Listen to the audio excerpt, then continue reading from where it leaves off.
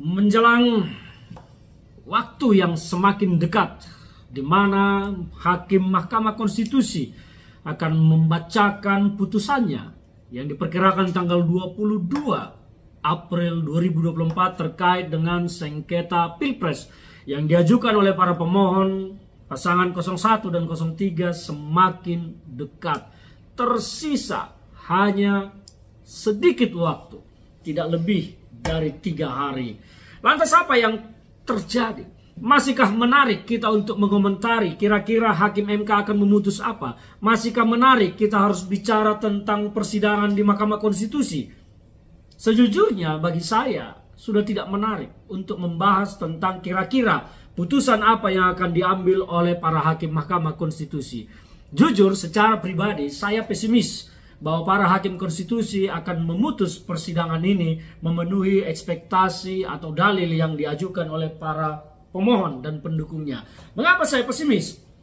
Saya tidak melihat lagi persidangan ini sebagai sebuah upaya mengungkap kebenaran, tidak melihat persidangan ini sebagai upaya memecah permasalahan kebangsaan kita, dan tidak melihat lagi persidangan ini sebagai bagian dari penegakan konstitusi kita.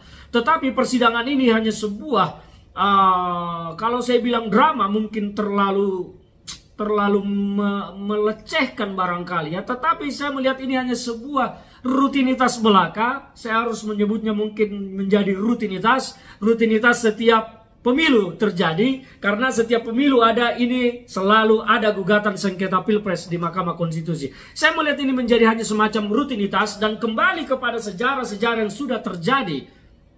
Permohonan tidak pernah dikabulkan oleh Mahkamah Konstitusi. Saya melihat memang persidangan kali ini tidak akan menghasilkan apapun terhadap bangsa, kecuali hanya akan membuat situasi semakin abu-abu dan tidak jelas. Dugaan saya, Hakim Konstitusi akan membacakan putusannya, ya tidak mengabulkan, tidak menolak, tetapi abu-abu. Tetapi yang pasti bahwa kemenangan Prabowo Gibran akan terus berlanjut karena kekuasaan masih mengendalikannya. Pertanyaannya, siapa yang berani melawan kekuasaan? Tidak ada. Hakim mana yang akan berani melawan kekuasaan? Menurut saya tidak ada. Kekuasaan akan tetap menjadi kekuasaan dan penguasa akan tetap menjadi penguasa, dan mereka akan melakukan apa yang mereka kehendaki untuk dilakukan tanpa ada yang bisa membantah. Karakter kita, tipikal kita masih berada di sana. Kita belum berwatak bagaimana kebenaran itu adalah kebenaran sejati yang harus ditegakkan. Kita masih melakukan hal-hal yang tidak mendukung upaya-upaya penegakan hukum secara benar. Inilah kesalahan kita semua berbangsa dan bernegara, baik rakyat sampai elit.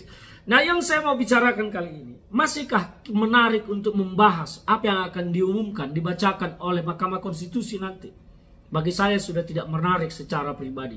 Kita menghormati apa yang terjadi, kita menghormati apa yang akan dibacakan oleh Mahkamah Konstitusi, tetapi kepentingan saya adalah bagaimana membuat bangsa ini ke depan harus menjadi lebih baik demokrasinya.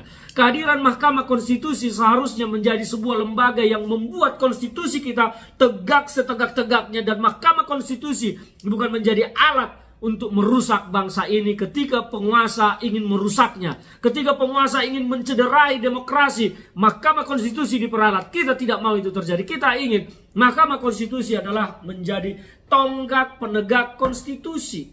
Tapi apakah itu bisa kita harapkan? Menurut saya tidak untuk saat ini. Nah, ke depan saya berharap sekali bahwa harus banyak yang dirubah, diperbaiki di negara kita ini. Bagaimana menjadikan negara kita menjadi sebuah negara yang benar-benar demokrasinya jujur, adil, dan benar-benar melaksanakan demokrasi itu secara bermoral dan beradab. Kita melakoni demokrasi ini sekarang tanpa moral, tanpa adab lagi, tanpa etika. Kekuasaan penguasa menjadi faktor dominan di dalam pemilu ini.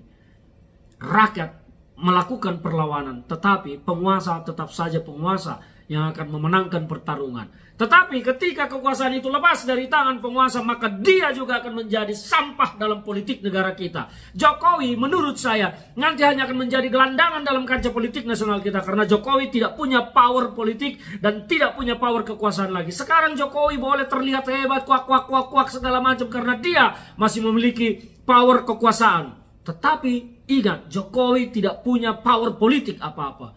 Setelah power kekuasaan itu lepas, maka Jokowi juga akan berakhir nasib politiknya.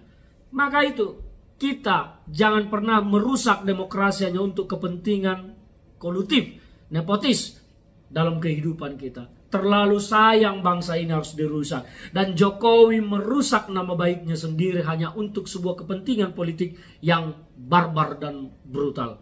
Jadi, apa yang mau kita harap dari putusan MK? Jujur secara pribadi, saya pesimis meskipun saya tetap berdoa mendukung Hakim Mahkamah Konstitusi untuk menegakkan konstitusi yang seadil-adilnya, konstitusi yang sebenar-benarnya di negara kita ini.